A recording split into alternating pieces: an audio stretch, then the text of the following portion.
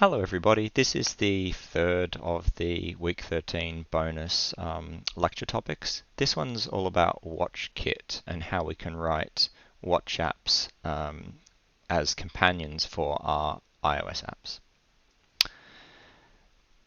So when we're talking about WatchKit, we're talking about the Apple Watch. So Apple Watch is Apple's smartwatch.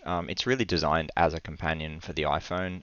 It can have standalone apps now as of last year, but for the most of the first years, well, for the first 4 years, let's say, of the Apple Watch, all watch apps were based and connected to companion phone apps. So you couldn't really use an Apple Watch without having an iPhone of your own. So Apple Watch keeps constant connectivity to the iPhone that it's paired with, and our current WatchOS version is version 6.2. So there's been a lot of changes and innovation over the last 5 years.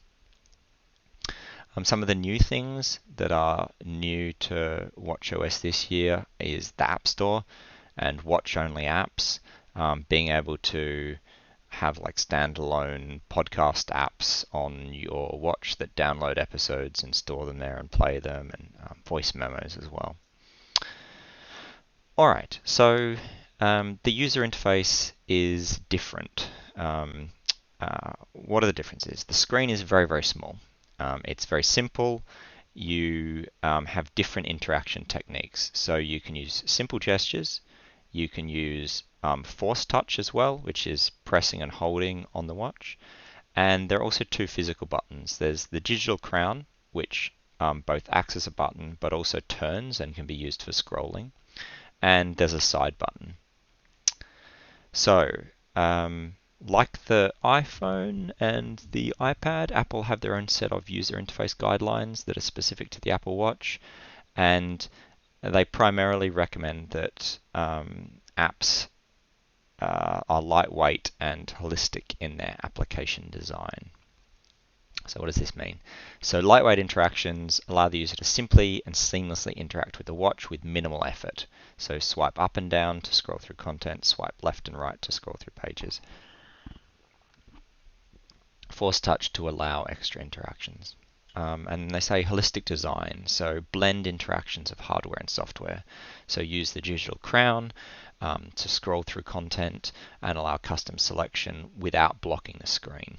Because of course, like if you're tapping and dragging on the phone, that's fine, but on the watch there's so little space that to do that you're covering the display and you won't be able to see what you're scrolling to. So that's why you really need the digital crown. The side button allows us access to the app switcher and Apple Pay, but you can't use it as a developer. So we have to use the digital crown. You can also use things like gyroscope and accelerometer. If you want to, you can have a look at the interface guidelines. Here they are here. Talks about design themes, glanceable, actionable, responsive, and goes through, talks about apps and interface essentials. Complications, which, yeah. So if you have a look at the watch, and in fact many modern watches have like a small section where they might show the date, or they might show a time in a different time zone, or they might show a cycle of the moon. And these are also supported on Apple Watch, and they are something that developers can add as extensions to their apps. So I could create an Apple Watch app and have it provide complications, and then these complications become available for the user to put on their own watch face.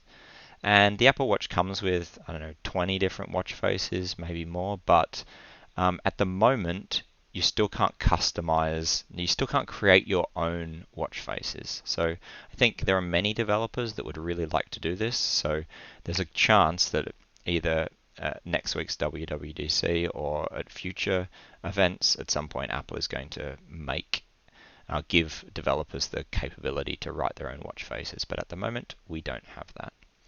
So yeah, it goes through things like this, and then obviously things like modal sheets and interactions. And you can see how these sort of things work. All right, so back to our demo here. There's three kinds of alerts: action sheets, alerts, and side-by-side alerts. Action sheets are the recommended notification type when presenting the user general things. Alerts are errors only. And then side-by-side alerts are for errors or warnings that present a user with options, such as the one over here on the right-hand side. Where's my cursor gone? Over here. All right, I should have just looked up with my eyes. Does that work? Something like that. All right, so we have two options when working with Apple Watch. And as I said, up until last year, we only had the dependent application, and we now have this independent application as well. So there are two options. Dependent application, and that basically means you've got an accompanying iOS app, and then you have a WatchKit extension that's connected to that app, let's say, and they can share code, and we'll see how to do that. All right, so we're just going to look at a dependent application today. If you're creating a new app, you can simply create a new project from the project template and do iOS app with WatchKit. Or you can choose a WatchKit app. So if we have an existing project, and this is what I've done for the demo that I'm going to show you in a moment, you can just go to File, New, Target, and select WatchOS and WatchKit app, and then you'll be done. So you get two folders. You get WatchKit and WatchKit extensions. WatchKit contains the UI and assets for the application. These things are stored on the watch itself, so we try and keep them to the minimal set of things that we need. The extension contains the actual code, and that's where we're going to have our controller code and data model and things like that. You have a couple of options for sharing code. You can create a framework, and we've worked with frameworks for things like Firebase, so you can use the same kind of approach. You can write your own framework and put shared code into it. Note, if you're sharing code, it doesn't mean the core data model is shared. Well, okay, so the core data model can be shared, but the core data itself may not be shared, so they'll have their own independent copy of the data. So you have to be aware of that, and we're going to use a trick that I'll show you that's a more sort of advanced iOS principle to work around that for this demo. The other way of doing this is that you can share source code files between targets. And we've seen this already because when we did the testing lecture, this is exactly what we did for our test targets. You'll remember when we created the standalone version that didn't need the running app, and we could just run unit tests. We could select the individual classes source files that we needed to add to our testing target. And here we just do the same thing, add it to our watch extension target. All right, so UI on the watch. It's a bit different than iOS apps. Instead of view controllers, we use what are called interface controllers. We use groups to group our content and format it. It's a bit like Swift UI in some sense, and it functions like a stack view. Table views are added like other UI elements to an interface controller, and we don't have specific interface controllers for table views. As in iOS, we have table view controller and view controller, and they're different. Here you just have an interface controller, and you just write a bit of extra code to deal with table views. And interface controllers have similar methods for overriding to handle tables and things. So what we're going to do is see a watch UI for our superhero application. It's going to look like this.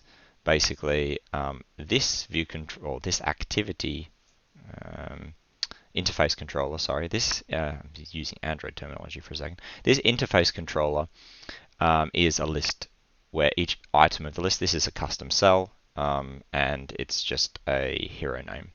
Then this is our detailed superhero page, and it shows the hero name and their abilities, so a couple of labels basically. And you can see here, this one is a table. Here's our label inside one of these hero row elements, which is a custom row. And then here we've just got our view that has a group. So this is the layout. The group handles the layout. And then we've just got two labels inside. All right, so our interface controllers must inherit from WK, which is WatchKit interface controller. And this class must be in the WatchKit extensions folder. So what's an example of one? It looks like this. Awake is a bit like view.did_load, if you like, and then it has will activate, will deactivate, which is like will appear and will disappear in our iOS language. So we're going to have a look at a demo of a watch companion for our superhero application, and it won't be it'll be interactive, but it won't be mutating the data, it'll only be displaying it. And this is quite common, that WatchKit apps typically just show things without allowing editing capabilities. And we're just seeing the very basics here, but there's much more you can learn about like live communication between applications and complications and CloudKit and stuff like that. We're not covering any of that today. Okay, so let me stop this here, and this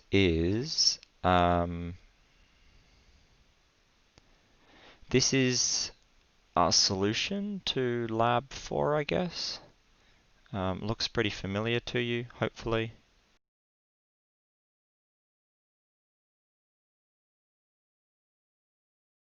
Okay. I have a really weird problem where my headset turns off every 20 minutes or so as I'm recording, so that's very strange. At least it beeps and lets me know. Here's the app, and I can click here and I can find Bruce Wayne and I can add him to the current party. Okay, so that's pretty much what the app looks like. I could add Wonder Woman 2. Alright, so we've seen that before. That's pretty familiar. I guess what I'm going to do now is have a look at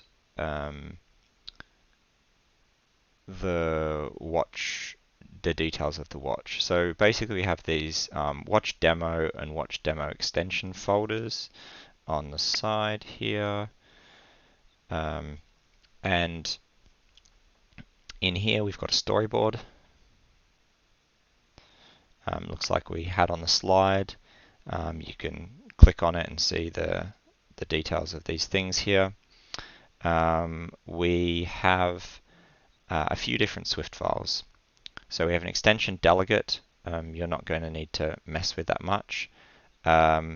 We have a few different things. Interestingly, so all heroes, this is our interface controller that shows the table of the heroes. There's some things that are going to look pretty familiar to you here. This is an outlet to the WatchKit interface table, which is a heroes table. This is how we interact with our table view effectively. We've got a link to our database controller, and our database controller is literally just our core data database controller. It's exactly the same. You could have a Firebase one if you wanted, and we've got an array of superheroes. So this is all going to look very, very familiar with you. And if you're wondering where this is coming from, we're literally linking in our core data controller. So here's our core data controller. It's looks pretty much like the core data controller from the lab class. I don't think we really made any changes to this. It uses a fetch results controller, and it has listeners, and it works like core data controllers have done before. Over here, you can see the target membership. So not only is this file compiled into my iOS app, which is the Weco 4 Lab solution, but also into this WatchKit watch demo extension. So that makes it that class be used here in the watch app. And it's the same with the data model, the NS managed object subclasses. So let's have a look through the rest of this code. This is a wake that gets called when it starts. We tell the table the number of rows. So this isn't done through data source delegate methods like it is in iOS. Instead, we set a count and we set the row type. So the row type is our custom cell identifier here. We instantiate our core data controller, same code as on iOS. And this is again testament to why it's worthwhile separating out your data model, because we've got exactly the same code that we used here and we're using it for a watch app as well as our iOS app. And we've got our listener that we're setting up, and when the listener gets called, we have our on hero list change. When that changes, we get our list of superheroes. We set it into the array that we have, and we set the number of rows on the table view. And then for each of those rows, we check, we ask the table to give us the row controller at a particular index. And this is a custom class. So we have a custom class that handles each table cell effectively. So if this happens to be nil, we just continue and do nothing. If it's a valid thing, we set the hero property of the controller equal to the particular hero that we want to display. So we can have a look at this hero controller. It's pretty simple. It's basically just a bit like a custom cell, table view cell subclass. We've got an outlet that points to a label, and we've got a property here. This part is an optional property. This part's probably new to you. This is, we haven't really used this in the unit, but this is some code that gets run in response to this property being set. And when it's set, we check that the hero is valid, that it has the it's not been assigned nil. As long as it hasn't been assigned nil, we set the text of our hero label equal to the name of this hero. That's pretty simple. The other thing that we didn't show in here, will activate and did activate pretty much exactly just boilerplate. We haven't changed anything here.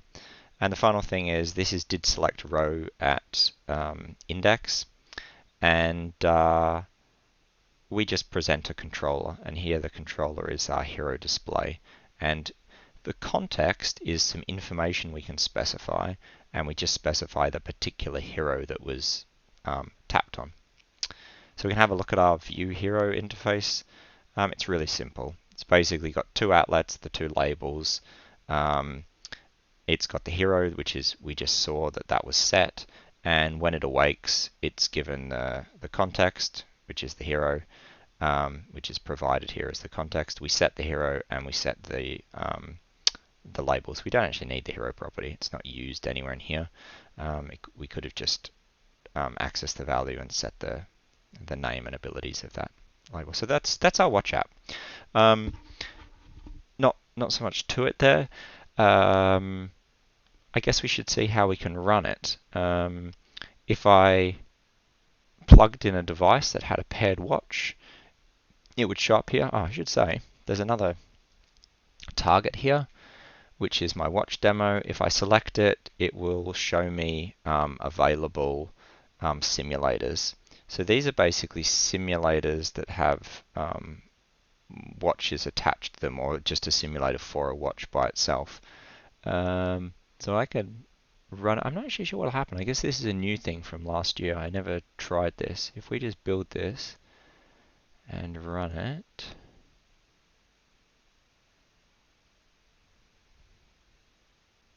I'll give this a moment to build. Okay, so it's starting a a simulator, and it's maybe going to go on my other screen. Where's this simulator going to end up? Let's have a look.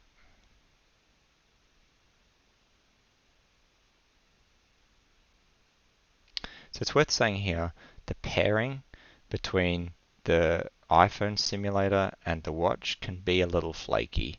And it's been like that a few years, and it's got better, but it's still not fabulous. So you can sometimes have problems with the simulators, and even with physical devices actually. So this is installing.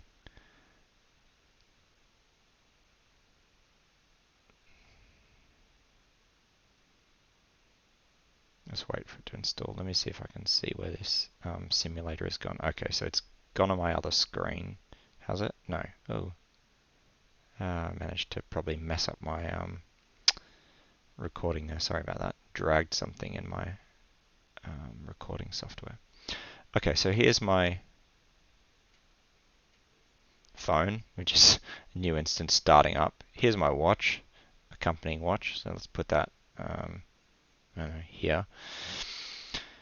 Let's wait for this phone, iPhone 11 Pro Max, to start up.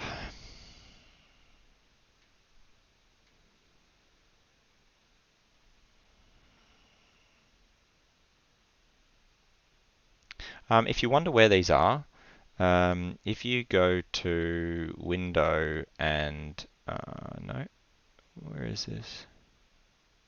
No, hang on, I need to be in Xcode, sorry. If you go to Xcode and go to Window, Devices and Simulators, you get a window like this, and okay, we'll talk about devices. That's my test device that I have plugged in right now. But if you click on the Simulators tab, it's going to show you the different simulators that you have available, and then paired watches for each one. So if you don't have any of these set up, which you might not initially, you can pair watches with these. So you could pick like an iPhone 11, and I could click plus, and I could choose the size of the watch and the series of the watch, so Series 5 and the big one, 44 millimeters, and I could choose which version of WatchOS it's running. If you've just got the standard Xcode, the latest version, you'll have the latest, but you can download previous ones if you want to test and run against those. So I guess like I'm using this 11 Pro Max, and it's got a Apple Watch Series 5 44 millimeter running WatchOS 6.2.1. I don't know why this is taking so long to start up. There we go. Okay, I think it's finished now. So let's give this a moment. Let me think if there's anything else I can mention while we wait.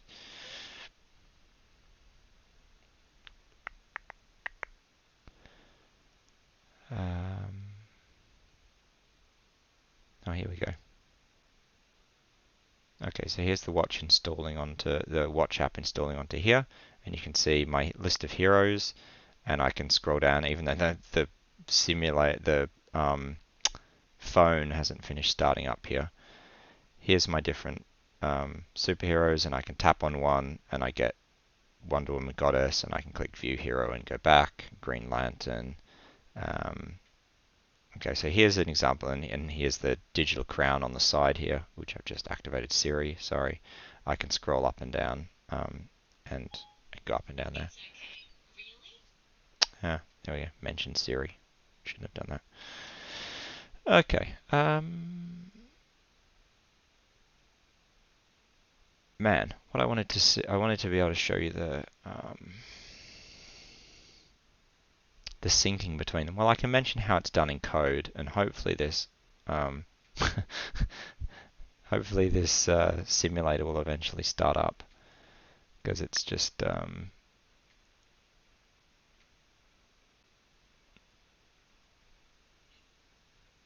don't know. Is it going to get there? I'll just close it and I'll tell it to rerun. Alright, so it's going to start there.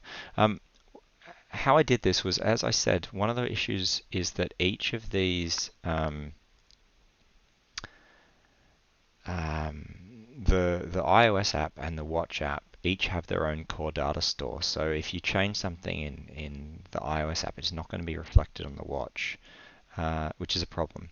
So what we do here is, and this is something that's only available to you if you have a paid Apple developer account, but okay, there's my watch starting up. That's good. Is I've created, oh, and that's not even working, so I probably need to update that.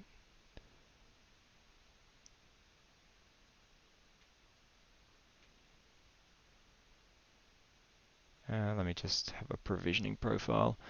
Failed to register bundle, cannot be registered to your development team because it is not available. Change your bundle identifier to a unique string. Why? Oh.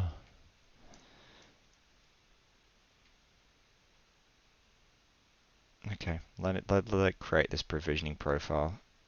Am I not going to be able to show this?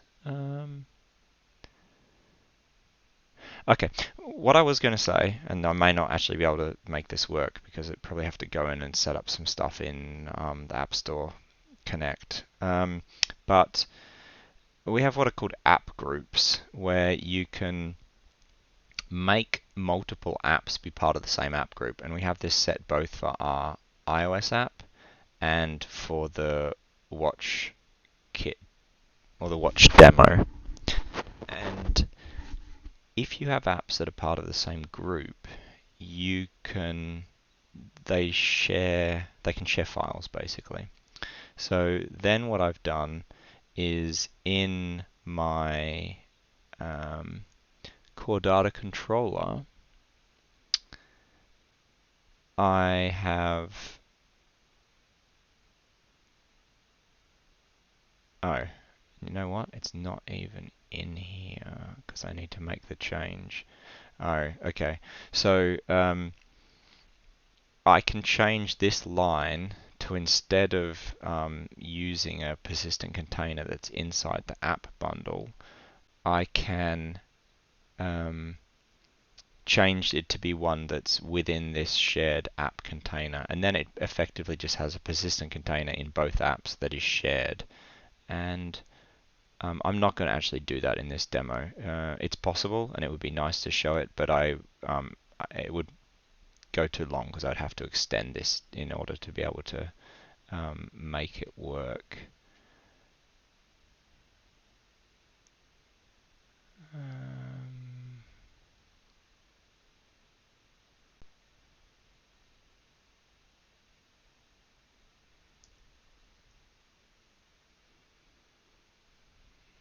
I'm going to do a quick test and see if I can